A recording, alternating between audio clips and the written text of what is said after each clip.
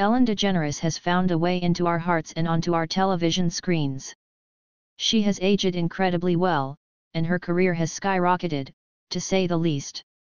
Millions of viewers around the country tune into her daytime talk show, which has won awards and honors. Children may even know Ellen, from her voice talent in Finding Nemo. She voiced the forgetful yet lovable Dory. Ellen also judged American Idol for one season, proving her versatility. While her comedic wit and enthusiastic dance moves tend to take the spotlight, there are many facets to Ellen's life and journey. From a meek little girl living in Louisiana, to an independent woman, to coming out to the masses about her sexual orientation, Ellen is a figure that amazes and inspires. Yet, there are some little-known facts about this funny lady that may surprise you. From abuse to a string of relationships and legal issues with major record labels, Ellen's life has been far from ordinary. Take a look at our list of 10 shocking facts about Ellen DeGeneres. Focusing on her early years and deeper journey may provide some insight into her light and fluffy comedy acts. Yet, some of the items on this list are just plain fun, like her. Number 10. She was molested by her stepfather.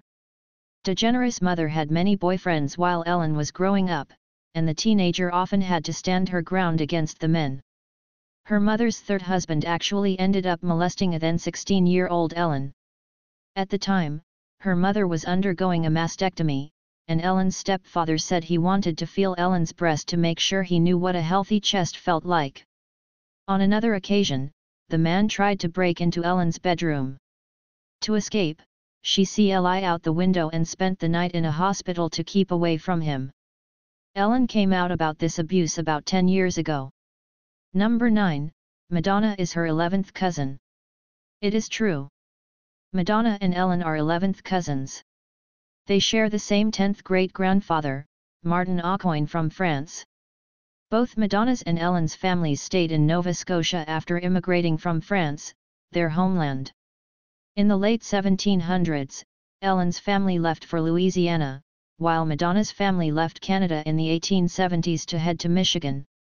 Other weird similarities between Ellen and Madonna are that they both are pop culture superstars, have written memoirs, and were born in the same year.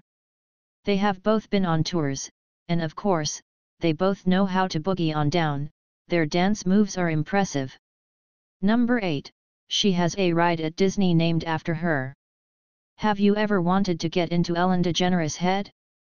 Well, head over to Disney's Epcot and take a 45-minute journey through time and Ellen's subconscious. The ride is a fun and thrilling adventure that incorporates some education as well. The premise is pretty fun. Ellen falls asleep while watching Jeopardy! And we get to explore her dream of competing on the game show, with the help of Bill Nye the Science Guy. Another iteration of the ride imagines time traveling, greeting dinosaurs, and learning about the formation of fossils. This might finally get us to skip the Magic Kingdom and head to Epcot instead. Number 7. She competed in a push-up challenge against Michelle Obama. And lost. Back in 2012, Michelle Obama's arms seemed to be all the rage. She also started the Let's Move campaign. So, when she appeared on the Ellen DeGeneres show, there was some talk about workout routines and exercises. The conversation started to focus on push-ups, and after Michelle made a playful comment about Ellen's back, the talk show host could not take that sitting down. She whipped off her jacket and challenged Michelle to a push-up contest. The two went head-to-head on the studio stage, with the audience counting their reps. 54-year-old Ellen did 20 push-ups, while 48-year-old Michelle stopped at 25. Number 6. Her net worth is $285 million. According to a 2015 report, Ellen DeGeneres has a net worth of $285 million. She rakes in about $70 million every year, thanks to her super successful daytime talk show, her books, and position as a CoverGirl spokeswoman. Yet, her job description does not end there. Ellen is also a producer for television and film, a comedian and voice actress, and a screenwriter. She has earned a place in the ranks of some of the richest comedians and celebrities today. That statistic is quite impressive for a woman who started off by working at J.C. Penney and waiting tables at TGI. Number 5. She was raised as a Christian Scientist. Ellen and her brother were both raised in a family of Christian Scientists, and Ellen associated with the religion until she was 13 years old. Followers of this sect of Christianity do not believe in seeing doctors or using medication, and Ellen herself has said that she never had aspirin until she was a teenager. She recalled her strict upbringing, in which she had to attend church every week and participate in testimonies on a weekly basis. Now, Ellen calls herself non-religious, although she has said that she believes in God, and sees God as omnipresent. She has spoken out against Christian Scientists, mostly with unflattering remarks. Number 4. She was not the funny one in the family, her brother was more comedic.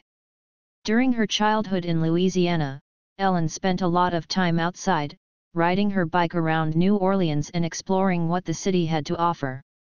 When she was 13 years old, her parents divorced, and Ellen's comedic side began to show. She used her sense of humor to help her push through that tough time. In fact, her dance steps are long embedded in her life, as she used to make her mother laugh by making fun of her dancing. Ellen's first step into the world of stand-up comedy came when she was speaking in front of a crowd.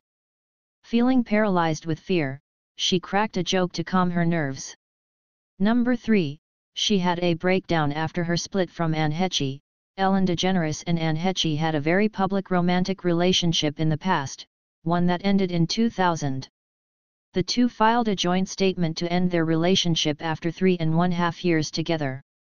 It came as a huge blow to the public, as well as close friends, as Ellen and Anne seemed joined at the hip. The two women had matching wedding bands, wrote extensively about their relationship, and were even looking for a new place to live together days before the split. Ellen later came out to express doubts about Anne's love for her, and that she herself experienced a truly broken heart after the split. Number 2. She drove by her ex's car crash. When Ellen was in her 20s, she dated poet Cot Perkoff, who was also the owner of a lesbian bar in New Orleans. The relationship helped Ellen come up with new comedic fodder, yet Cot ended up cheating on her. Ellen then left the relationship with the intention of getting back together after Cot learned not to cheat. Unfortunately, Cot got into a car accident, which Ellen herself drove past, not knowing it was Cot. The two had been living together, so Ellen was left with a half-empty apartment and heart. This is when she began really questioning God and her beliefs. This sparked a phone call to God comedic act. Number 1. She was sued by several record labels. Back in 2009, Ellen was sued by several record labels over copyright issues. According to the labels, Ellen had played more than 1,000 songs without permission or paying for licenses. As most of us know, Ellen is well known for her shimmying dance moves with the audience on her talk show. The Ellen Show and the record labels ended up resolving the issues, but it was curious that the onslaught of reports started just as Ellen was beginning her term as a judge on American Idol. In fact, she was sued by one of the record labels that usually signs winners of the music competition show.